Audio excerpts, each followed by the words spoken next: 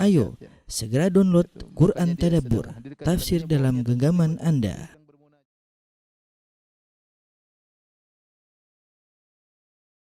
Bismillahirrahmanirrahim. Assalamualaikum warahmatullahi wabarakatuh. Alhamdulillahi ala ihsanih wa syukru lahu ala taufiqihi wa amtinanih wa asyhadu an la ilaha illallah wahdahu la syarika lahu ta'ziman li sya'nih wa asyhadu anna Muhammadan abduhu wa rasuluhu da'ila ridwanih. Allahumma salli alaihi wa ala alihi wa ashabihi wa ikhwanih. Para hadirin, para hadirat, para jamaah Masjid As-Sunnah Bintaro yang dirahmati oleh Allah Subhanahu wa taala. Insyaallah pada kesempatan kali ini kita akan bahas salah satu nikmat surga yang sering Allah sebutin dalam Al-Qur'an, yaitu hurul ain, tentang para bidadari ya.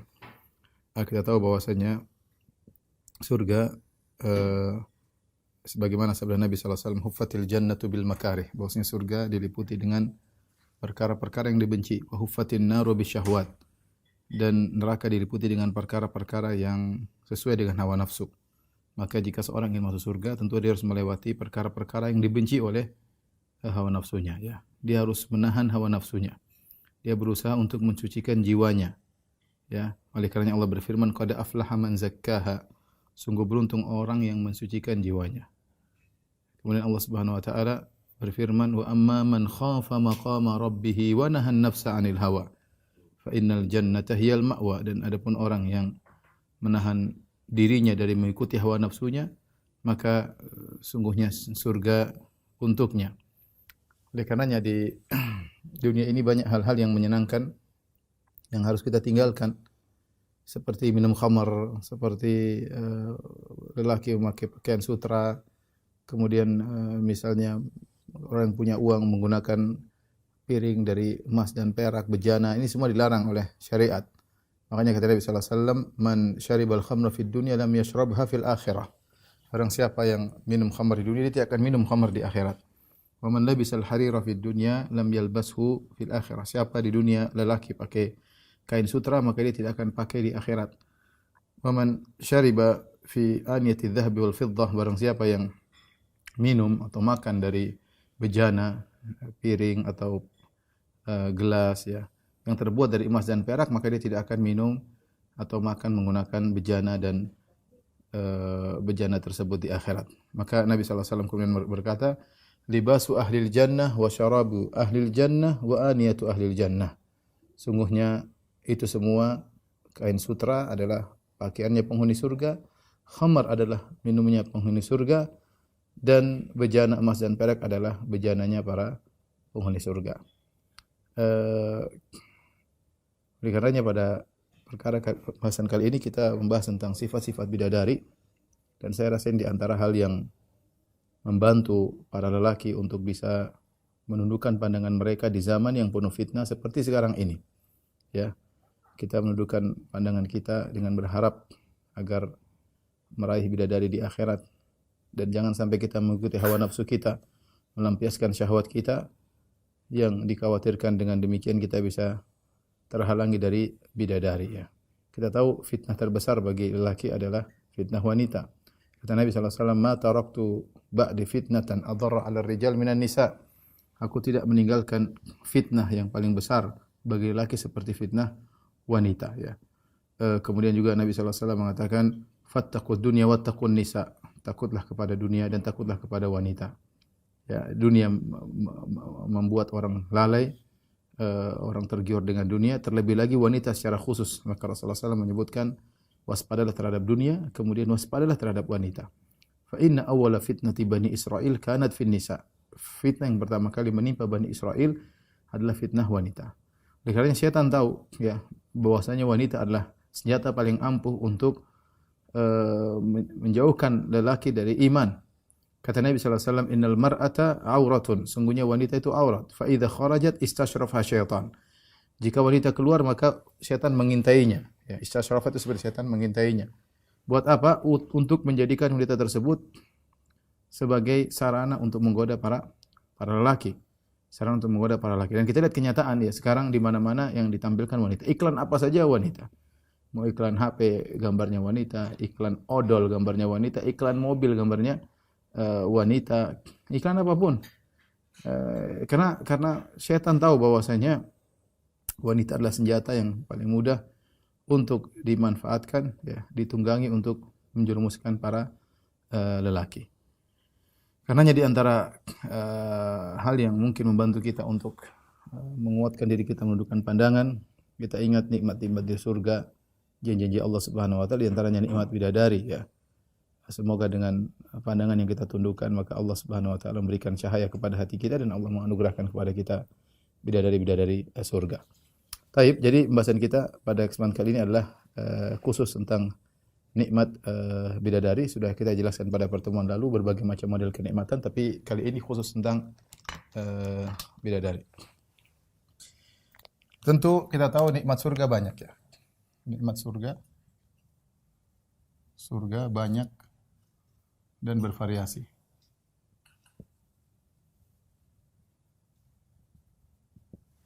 Tetapi di antara sekian nikmat tersebut adalah, di antara nikmat terindah adalah bidadari.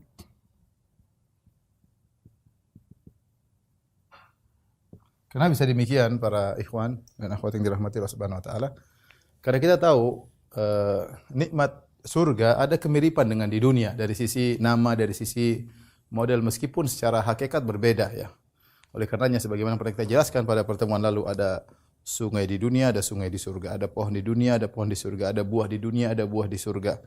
Ada burung di dunia, ada burung di surga, ada istana di dunia, ada istana di surga. Dan demikian, ya, nikmatnya sejenis. Makanya ketika Allah berbicara tentang nikmat memandang wajah Allah, Allah menamakan nikmat tersebut dengan ziyadah, tambahan. Kata sebagian ulama, karena nikmat tersebut, sebagai penjelasan Ibnu Qayyim dalam Hadil Arwah, bahwasanya nikmat tersebut tidak semisal, sejenis dengan nikmat-nikmat yang pernah mereka rasakan di dunia, ya. Sehingga Allah mengatakan lilladzina ahsanul husna wa ziyadah. Bagi orang-orang berbuat ihsan, mereka mendapatkan surga dan tambahan. Ziyadah maksudnya memandang wajah Allah. Ini nikmat yang lain, tidak seperti yang mereka pernah dapatkan di dunia. Adapun nikmat-nikmat yang lain rata-rata seperti di dunia, ya. Tadi makanya pakaian, ada pakaian sutra, minuman ada khamar, kemudian bejana-bejana emas dan perak, ya. Sama seperti di dunia. Di antaranya nikmat yang semisal dengan nikmat wanita. Nikmat wanita. Tentu cita-cita seorang lelaki adalah memiliki seorang istri atau seorang pasangan hidup yang sangat cantik jelita, yang tidak perlu buat dia melirik kepada yang lainnya. Kemudian memiliki akhlak yang sangat mulia, yang sangat patuh, yang sangat nurut, selalu kalau ngomong menyenangkan hati. Tapi itu mustahil di dunia. Itu mustahil di dunia. Oleh karenanya para ulama mengatakan kenapa Allah menciptakan kenikmatan di dunia terkontaminasi dengan kekurangan. Tidak ada kenikmatan di dunia yang sempurna. Semua terkontaminasi dengan kekurangan. Mau apa saja, ya. Mau makan durian harus ada durinya di luar. Kalau dia makan harus berhenti ada kolesterolnya, ya. Macam-macam, ya. Di antaranya wanita. Wanita tentu adalah kebahagiaan. Bahkan Nabi SAW mengatakan inna dunya mata', sungguhnya dunia itulah perhiasan atau kenikmatan, wa khairu mata'id dunya al-mar'atu salihah, dan sebaik-baik perhiasan dunia adalah wanita yang salihah. Itu pun tidak sempurna. Ketika Allah membuat nikmat-nikmat di dunia tidak sempurna agar manusia tidak rukun maksudnya tidak condong kepada dunia. Dia tahu bahwa ini hanya sementara, kenikmatan yang terkontaminasi dengan kesedihan, dengan kekurangan, dengan kekhawatiran, ya, dengan kekurangan, ya, sehingga dia selalu hatinya rindu kepada kenikmatan yang sempurna, yang abadi. Dan kita sudah merasakan berbagai macam kenikmatan, makanan, kenikmatan minuman, kenikmatan kendaraan, kenikmatan berjalan-jalan, kenikmatan panorama indah. Di antaranya kenikmatan wanita. Kita semua alhamdulillah banyak yang sudah merasakan bagaimana kenikmatan wanita yang soleha, yang taat. Tetapi bagaimanapun tidak ada yang sempurna. Sehingga hati selalu rindu untuk mendapatkan sosok yang sempurna, dan itu tidak mungkin di dunia meraih kesempurnaan kecuali di surga kelak, ya. Sebagaimana di dunia adalah kenikmatan di antaranya yang diimpikan oleh lelaki adalah nikmat wanita, maka demikian juga di akhirat, ya, di antara kenikmatan yang diimpikan adalah kenikmatan wanita yang sangat cantik jelita dan sangat salehah, ya, yang sangat salehah. Dan Allah menyebutkan nikmat ini secara khusus, ya. Allah sebutkan nikmat tersebut secara khusus, ya. Allah sebutkan Ya, Allah sebutkan nikmat ini secara khusus.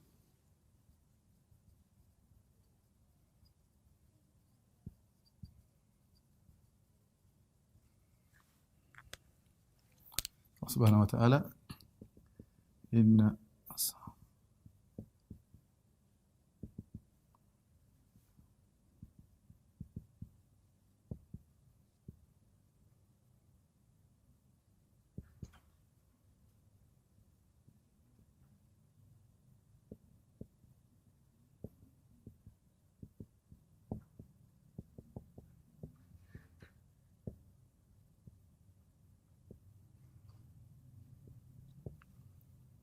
Kata Allah Subhanahu wa taala, sungguhnya penghuni surga ini ashabal jannatil yauma.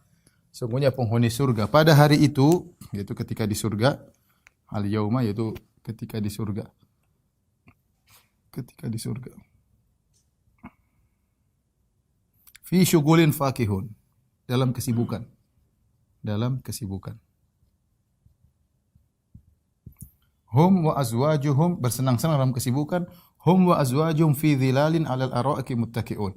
Mereka bersama istri-istri mereka ya di bawah naungan-naungan ya yang rindang, 'alal ara'iki, di atas dipan-dipan yang dihiasi, muttaqi'un, bertelekan di atas dipan-dipan.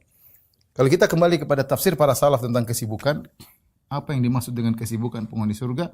Mereka rata-rata menafsirkan dengan iftidad al-abkar, yaitu bahasa kasarnya itu menggauli gadis-gadis ya, menggauli gadis-gadis ya.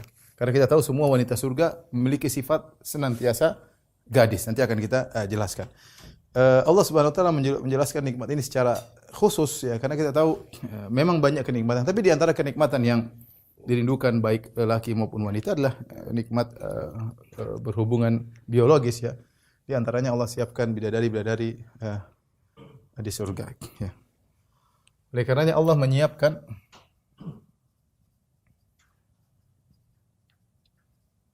kenikmatan tersebut bagi penghuni surga.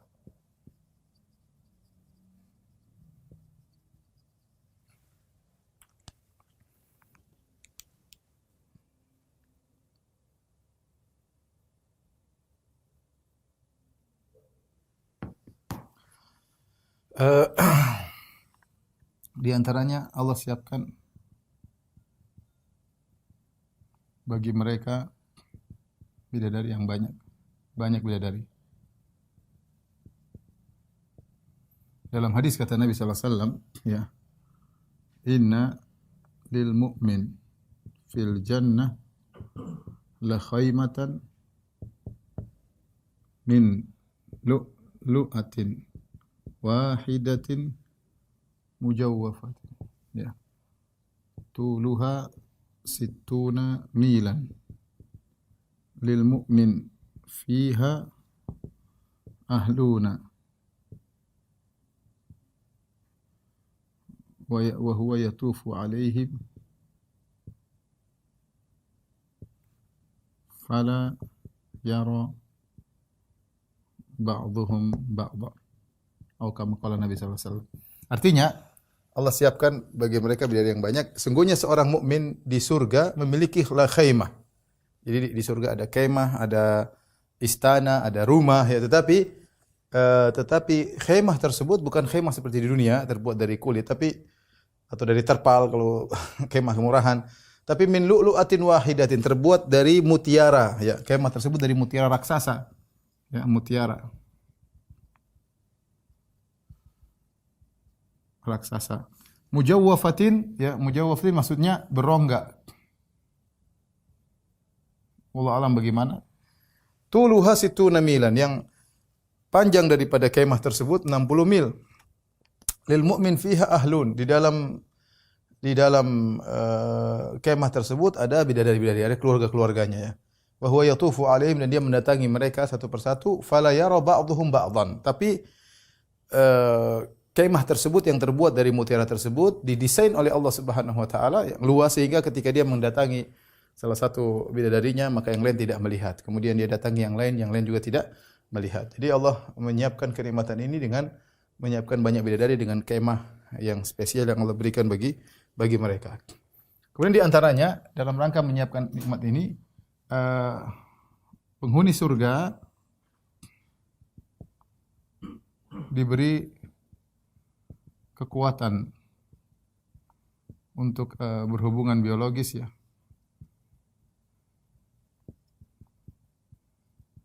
Nabi SAW mengatakan bahwasanya yu'ta al-mu'min fil jannah quwwatu kadza wa kadza minal jima'. Seorang lelaki penghuni surga diberikan kekuatan sekian-sekian dari kekuatan berhubungan biologis ya. Kemudian kata Rasulullah SAW, yu'ta kuat mi'atir rajul. Kata Nabi SAW, yu'ta kuat mi'atir rajul. Ya. Lelaki diberikan kekuatan 100 lelaki di dunia. Bahkan sebagian ulama mengatakan maksudnya 100 lelaki di dunia, lelaki terkuat di dunia. Ya. Sehingga mereka memiliki kemampuan untuk menjalankan kenikmatan tersebut dengan bidadari-bidadari yang Allah siapkan. Ini tentang nikmat bidadari Allah sebutkan secara khusus dan Allah siapkan nikmat tersebut untuk dinikmati oleh para penghuni surga. Baik, kita bicara tentang sifat bidadari.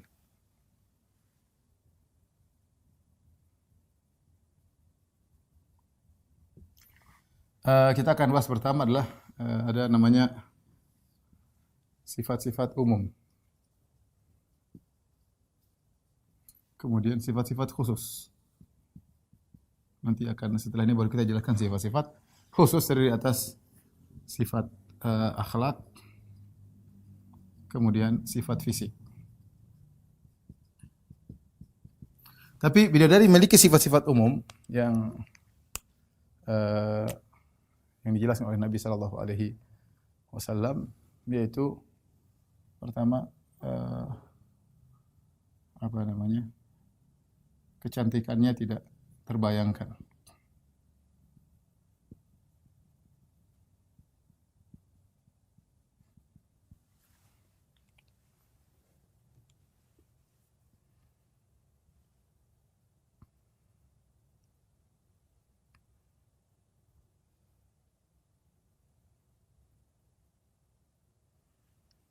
Dalam satu hadis kata Nabi sallallahu alaihi wasallam,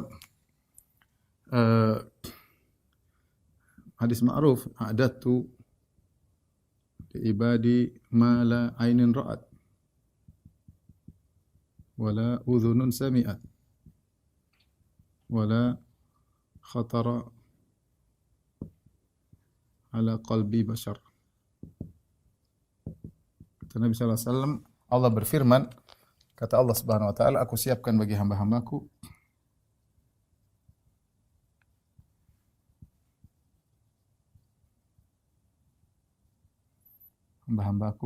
kenikmatan yang tidak terlihat oleh mata, tidak pernah dilihat mata. Tidak pernah didengar telinga, tidak pernah terbetik dalam hati.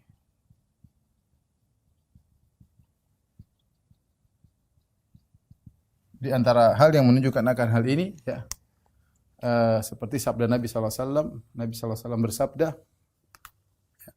"Lau anna imra'atan min ahlil jannah atau min nisa'i ahlil jannah ittala'at ala ahli dunya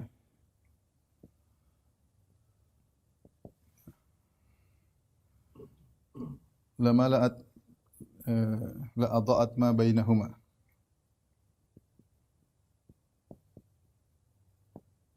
wala mala'at ma bainahuma rihan wala nasifuha ala ra'siha khairun minad dunya wa ma fiha." Nabi sallallahu alaihi wasallam, seandainya ada seorang wanita surga nongol di dunia, wanita surga nongol di dunia, la adha'at ma bainahum, maka akan menerangi antara langit dan bumi. Terang. Bukan cuma terang. Wala mala'at ma bainahum riha, kemudian juga apa? Semerbak. Ya. Artinya apa? Kalau seandainya misalnya Jakarta lampu mati gampangannya, kemudian bidadari tersebut nongol, maka akan terang benderang. Ya, akan terang benderang. Kemudian bukan cuma terang benderang, bahkan semerbak wangi ya dari bumi sampai langit semuanya gara-gara satu bidadari yang nongol. Ini membuat kita sulit untuk membayangkan bagaimana indahnya bidadari tersebut. Kemudian kata Nabi sallallahu alaihi wasallam, "Wala nasifu ala ra'siha," kata Nabi sallallahu alaihi wasallam, khimar yang ada di kepalanya, kerudung yang ada di kepalanya lebih baik daripada dunia dan seisinya.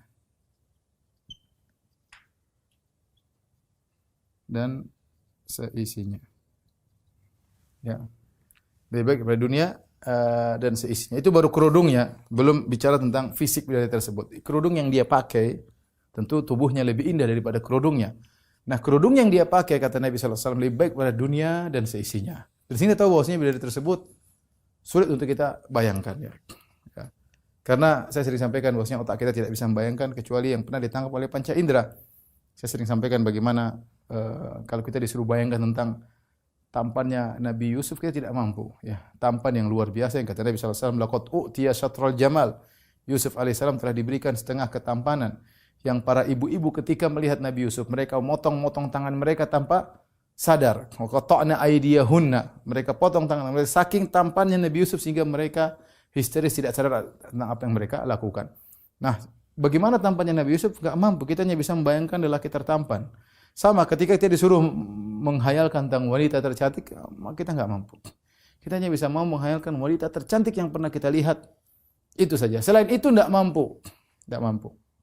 Enggak mampu. Oleh karenanya inilah sifat-sifat umum bidadari di luar daripada khayalan, di luar daripada imajinasi seseorang ya, imajinasi seseorang. Baik, setelah ini kita akan menjelaskan tentang sifat-sifat khusus bidadari. Baik, sifat-sifat bidadari.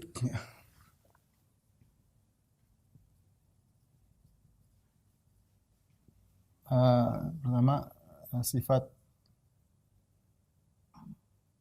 akhlak.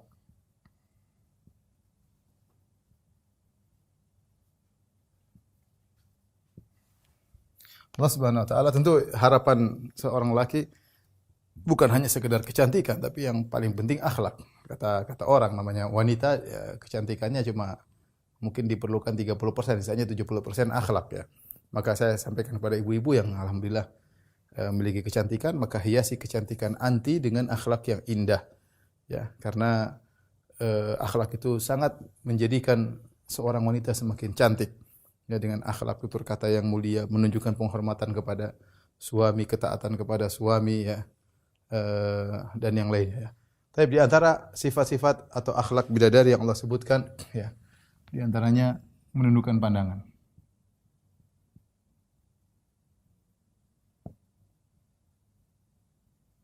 Ini dalam beberapa ayat Allah sebutkan fihinna qasiratut tarf. Ya, para bidadari menundukkan pandangan.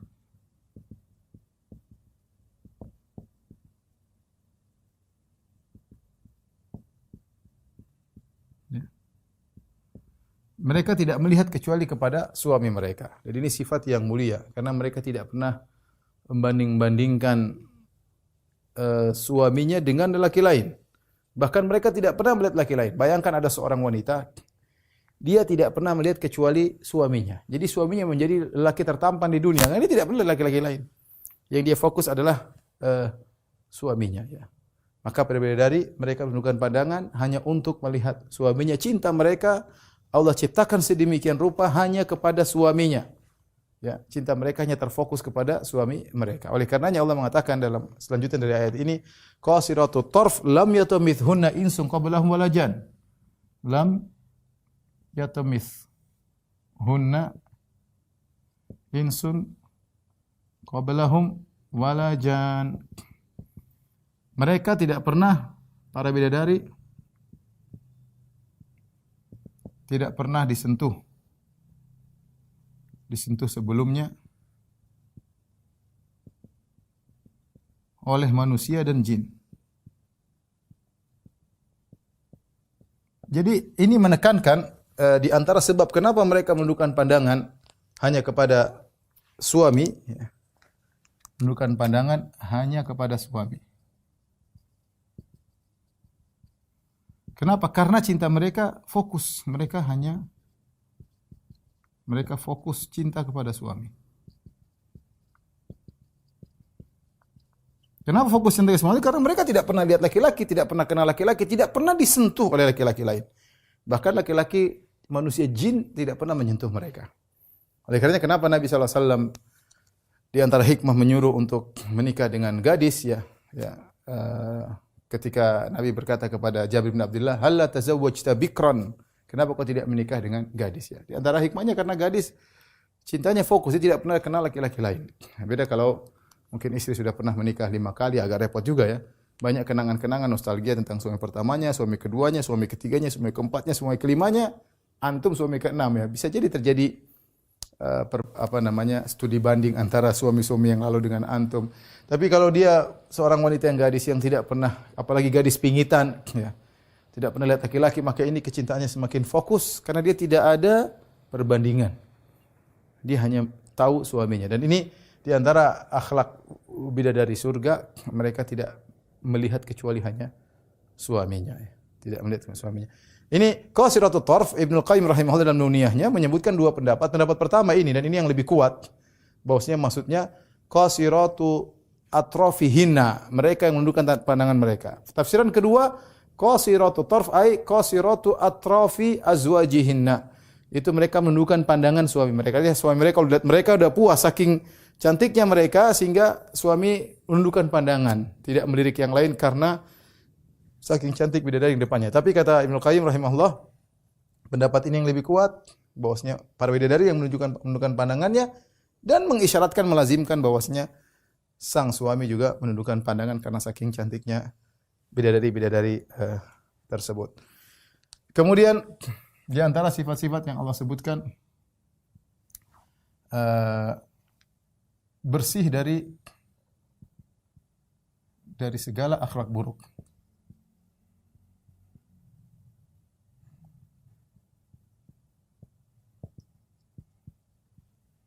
Allah sebutkan dalam Al-Quran, ya, walahum fiha azwajun mutahhara wa hum fiha khalidun. Bagi mereka istri-istri itu bidadari di antaranya yang disucikan. Di antara makna disucikan di sini adalah disucikan dari akhlak buruk, dari akhlak yang buruk.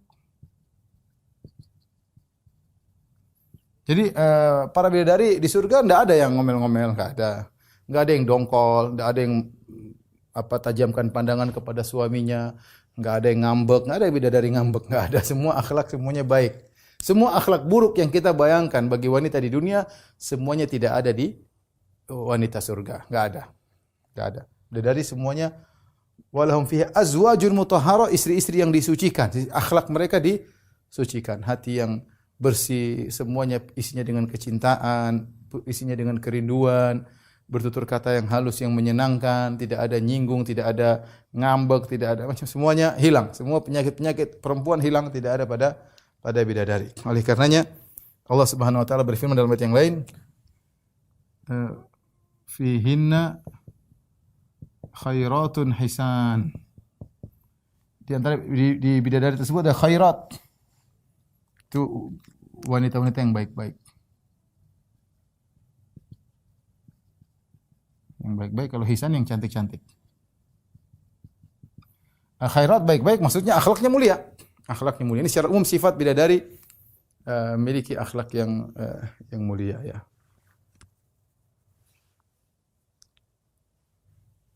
Kemudian di antara akhlak bidadari setia menanti kepulangan suaminya.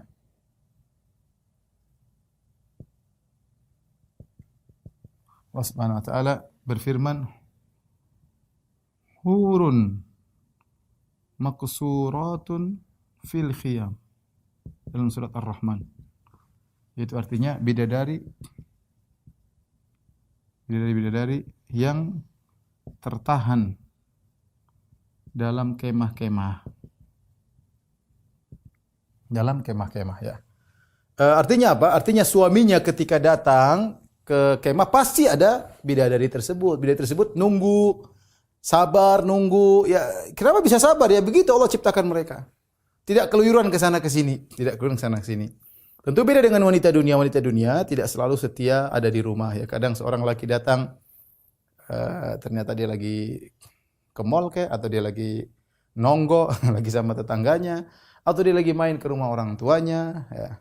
Sehingga tidak siap selalu di rumah. Adapun bidadari surga, hurun maqsuratun fil khiyam, senantiasa menanti suaminya yang ada di surga. Ini sekilas tentang sifat-sifat akhlak bidadari. Tapi kita lanjutkan tentang sifat-sifat fisik bidadari.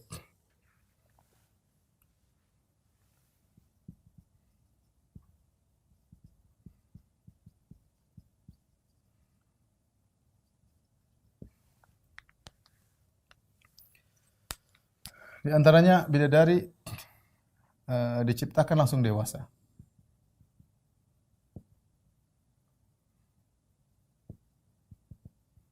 Allah Subhanahu wa taala, inna ansha'na hunna insya'a.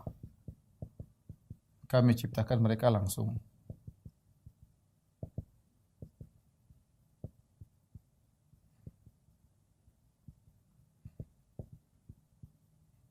Jadi bidadari bukan seperti manusia. Kalau perempuan di dunia kecil dulu, ingusan dulu, meler dulu, ngompol dulu, enggak ya. Mereka langsung dewasa. Langsung siap untuk melayani suami mereka. Kemudian di antaranya sifat fisik mereka adalah selalu gadis ya, atau bahasa kita perawan ya, selalu gadis. Kata Allah Subhanahu wa taala, waja'alnahunna nasya'nahunna insya'a faja'alnahunna abkaran.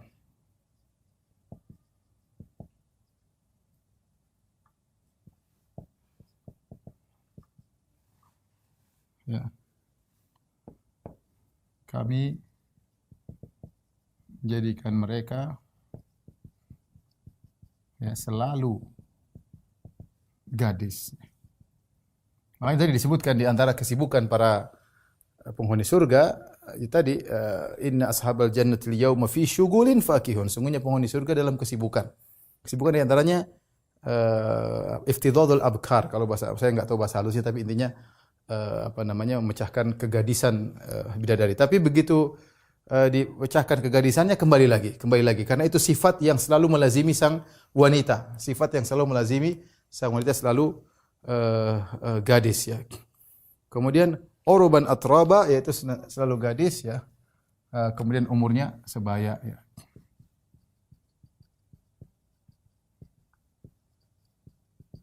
Itu sekitar ya, kita sudah jelaskan sekitar berapa? 33 tahun. Di antara sifat bidadari.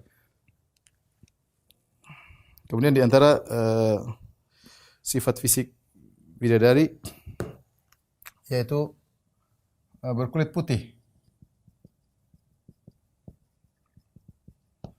Berkulit putih ya. Semua kalau wanita masuk surga semuanya akan menjadi putih, ya.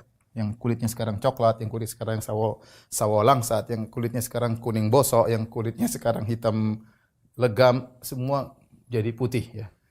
Kalau bidadari jadi putih, apalagi wanita penghuni surga. Berkulit putih di antara dalilnya kata Allah Subhanahu wa taala ya, ka'annahunna al-yaqutu wal marjan. Ka'annahunna al-yaqutu wal marjan. Seakan-akan mereka adalah al-yaqut permata, al-marjan mutiara. Mutiara fi bayadhiha, yaitu dari karena putihnya. Dalam ayat yang lain kata Allah Subhanahu wa taala, "Wa hurun 'ain ka'amsalil lu'il maknun." Bidadari yang putih seperti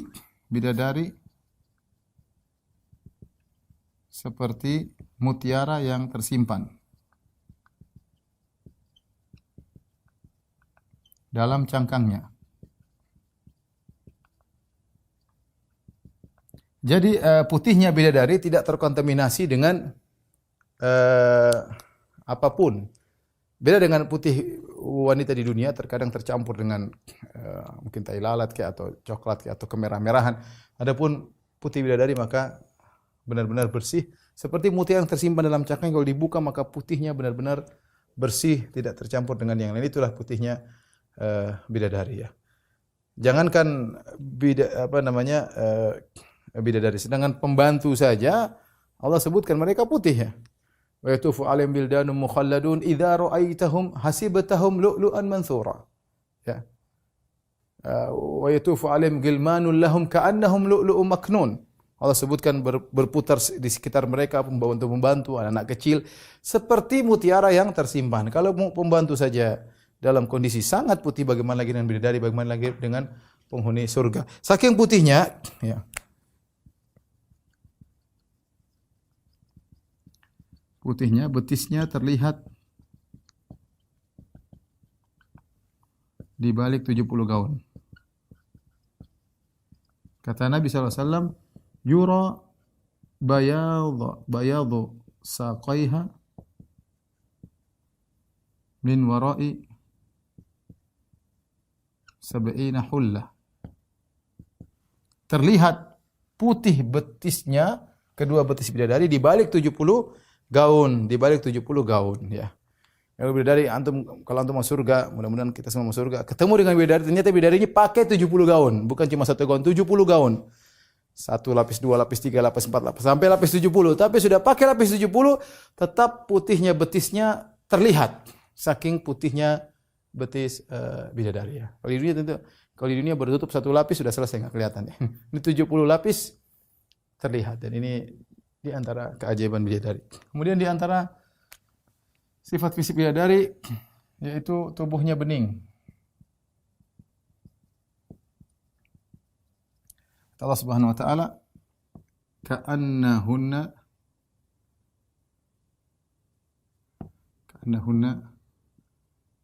al-yaqut. Al-yaqut tadi seakan-akan bidadari adalah al-yaqut. Al-yaqut tadi disebut apa? Permata ya. Permata bening. Ya. Fi safail yaqut, kata para ahli tafsir sahabat, fi safail yaqut, beningnya seperti beningnya permata. Kita ambil permata bening, tembus pandang. Ya, tembus pandang. Oleh karena dalam hadis kata Nabi sallallahu alaihi wasallam, kabiduha mir'atuhu. Kata Nabi sallallahu alaihi wasallam, hati sang bidadari cermin bagi suaminya.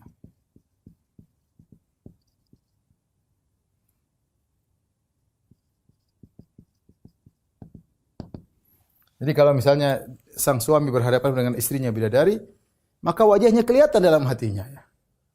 Kalau ditanya, di mana kamu sedang di hatimu? Yang benar-benar ada di hatinya. Jadi bukan benar-benar ada, karena saking beningnya sehingga kabidu hamiratuhu, sampai-sampai hatinya merupakan cermin bagi suaminya. Saking beningnya Nabi SAW juga bersabda, yura mukhu saqaiha min wara'il lahmi minal hasan. Kata Nabi SAW, terlihat sumsum betisnya di balik dagingnya karena saking cantik, karena saking indahnya. Ini yang membuat kita semakin yakin bahwasanya bidadari tidak bisa kita bayangkan. Tidak bisa kita bayangkan saking putihnya, saking bening, tapi bercampur antara putih dengan bening. Bagaimana wallahu alam bisawab. Sudah kita kemarin jelaskan, Allah menjelaskan tentang cangkir-cangkir di surga, qawarira min fiddah. Ada cangkir-cangkir gelas tapi gelasnya terbuat daripada perak. Ini susah. Perak itu sifatnya putih tapi dia tidak bening. Ternyata ini putih dan bening. Allah sebutkan ada pada cangkir yang menggabungkan antara putih dan bening. Qawarira min fiddatin qaddaruha taqdira. Ya, qawarir gelas kaca tapi dari perak. Kata para ulama bercampur antara perak itu putihnya, bening dari kacanya. Ya sama, sekarang bidadari kita bicara sifat bidadari putih. Tapi dia putih dan juga sekaligus bening. Saking beningnya terlihat hatinya, saking beningnya terlihat sumsum betisnya. Ya. Tetapi Nabi menjelaskan setelahnya, saking indahnya minal husni, karena saking indahnya, bukan karena mengerikan. Kalau kita bayangkan manusia ya genderuwo kali kelihatan sumsumnya mengerikan. Tapi kita bicara tentang bidadari, maka saking indahnya maka bidadari memiliki sifat demikian ya. Kemudian di antaranya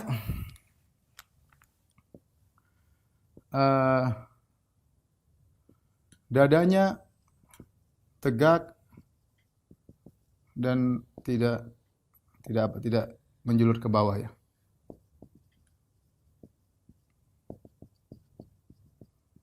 Allah Subhanahu wa taala berfirman, "Wa kawaiba atraba." Kawaib ini kalau kita mau bayangkan seperti Ka'ab, seperti mata kaki. Seperti mata kaki. Mata kaki kira-kira demikian. Kira-kira demikian, yaitu tidak menjulur ke bawah, tidak naik ke atas, tapi tegak, yaitu buah dadanya atau dadanya sang bidadari. Allah sebutkan wa kawaiba di antara sifatnya.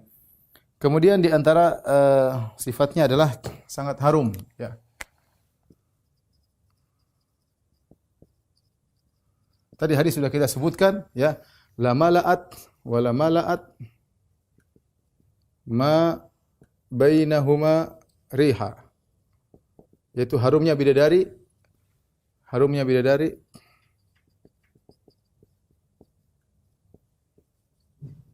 meliputi langit dan bumi.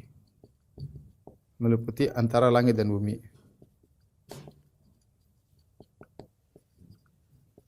Saking harumnya. Harumnya sendiri ya, harumnya apa namanya?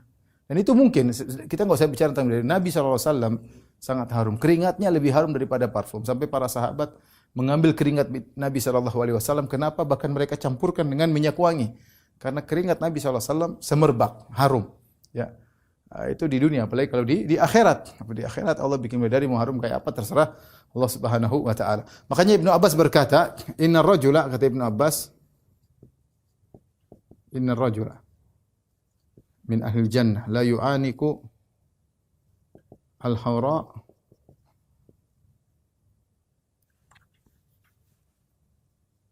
sab'ina sana la yamalluha wala tamalluhu." Kata Nabi SAW, kata Ibnu Abbas, sungguhnya seorang laki di surga akan memeluk bidadari di surga 70 tahun. Dia peluk bidadari 70 tahun. Bukan satu hari, 70 tahun. La yamalluha wala tamalluhu. Dia tidak bosan dengan pelukan tersebut. Dan bidadari juga tidak bosan dengan pelukan. Sama-sama harum. Kita di dunia enggak mungkin kita meluk orang, mau pakai parfum seluruhnya, semprotin parfum, suruh minum parfum, kemudian kita peluk, paling sehari sudah berubah bau. Paling udah mulai bau, apalagi 2 hari, apalagi 3 hari.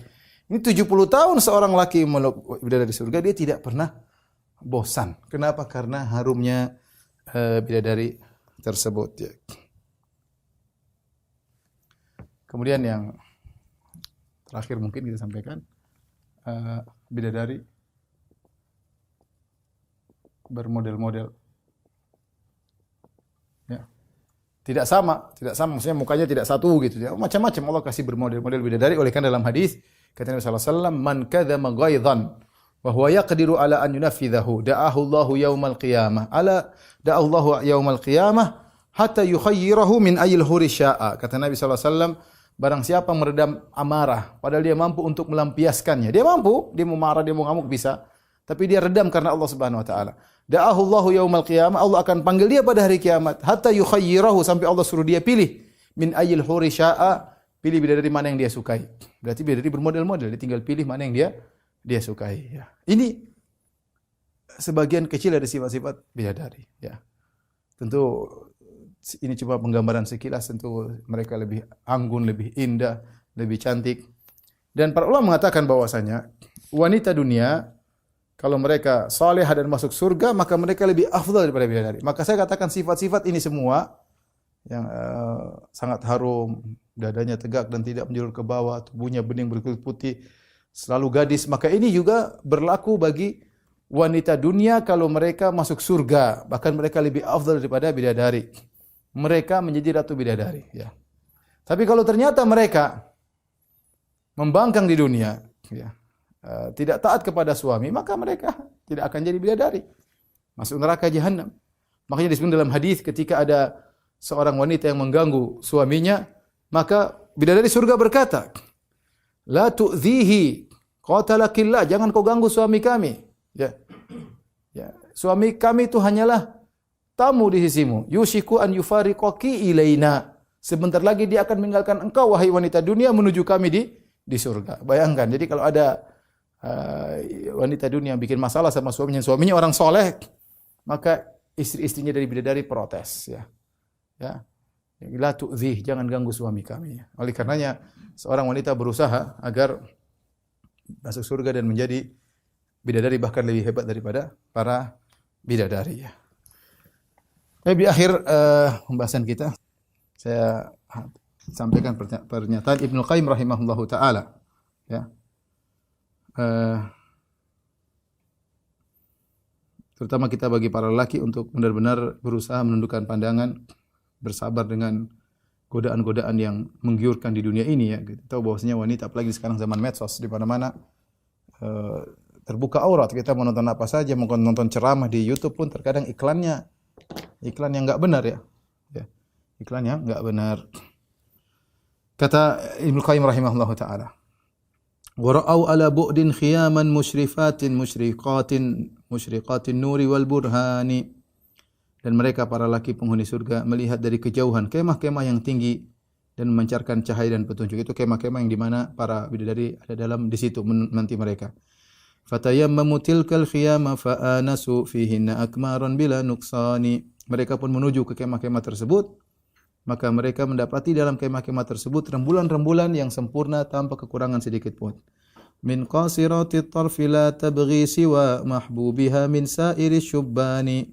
Ternyata dalam kemah tersebut terdapat para bidadari yang membatasi lirikan mata mereka. Bidadari tidak menginginkan melainkan kekasihnya dari para pemuda yang ada. Dia tidak mau laki-laki yang dia mau adalah antum kalau antum masuk surga. Qasarat alaihi tarfaha min husnihi wa tarfu fi dzal wajhi liniswani. Sang bidadari menundukkan pandangannya ya, karena saking tampan suaminya. Maka pandangan yang dimaksud ini adalah pandangan sang wanita ya. Au annaha qasarat alaihi tarfahu min husniha fatarfu lidzukrani. Atau tafsiran yang kedua, maksudnya sang bidadari menundukkan pandangan suaminya karena saking cantik suaminya, saking cantik sang bidadari sehingga suaminya tidak melihat yang lain. Kemudian Ibnu Qayyim rahimahullah taala ya mengingatkan kita agar kita bertakwa kepada Allah Subhanahu wa taala tentang para bidadari ya. Kata beliau, "Dzakan nikahu 'alaika aisaru in yakun laka nisbatun lil ilmi wal imani." Menikah dengan bidadari itu lebih mudah. Dengan syarat engkau memiliki ilmu dan iman. Dengan syarat engkau lelaki memiliki ilmu dan iman. Wallahi lam takhruj ila ad-dunya lil ladzati 'aishuha aw lil khutamil fani. Kata Ibnu Qayyim, demi Allah, wahai sang lelaki, engkau tidaklah keluar di dunia ini hanya untuk menikmati kelezatan kehidupan dunia.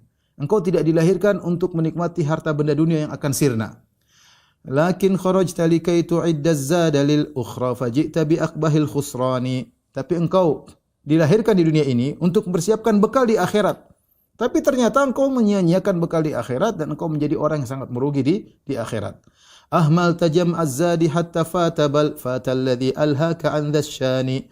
Engkau lalai dari mengumpulkan bekal akhirat hingga lenyaplah kesempatan, bahkan sirnalah dunia yang melalaikan engkau dari perkara yang penting akhirat. Sekarang sebagian orang sibuk mengumpulkan bekal dunia bukan bekal akhirat. Dia sibuk sehingga dia lalai, kemudian dia meninggal dunia, bekal yang dia kumpulkan itu tidak dia bawa dan di akhirat dia merugi.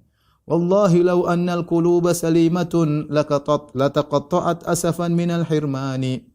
Kata beliau, demi Allah seandainya hati kita bersih, maka hati ini akan tercabik-cabik kalau kita terhalangi dari melakukan kebajikan. Ya. Sebagian orang kalau terlambat bangun subuh dia merasa sedih, dia tidak bisa bersedekah dia merasa sedih, terhalangi salat malam dia merasa sedih, hari lewat dia tidak baca Quran dia merasa sedih. Itu menunjukkan hatinya bersih.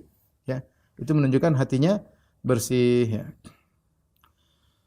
Oleh karenanya ini nasihat dari Ibnu Qayyim rahimahullah taala agar masing-masing kita mempersiapkan bekal untuk bertemu dengan bidadari, menikah bidadari, bekalnya adalah ilmu dan keimanan, tentu dengan beramal saleh. Wallahu a'lam bishawab. Ini saja yang bisa saya sampaikan, kurang lebih saya mohon maaf. Wabillahi taufiq wal hidayah. Assalamualaikum warahmatullahi wabarakatuh. Subhanakallah bihamdika.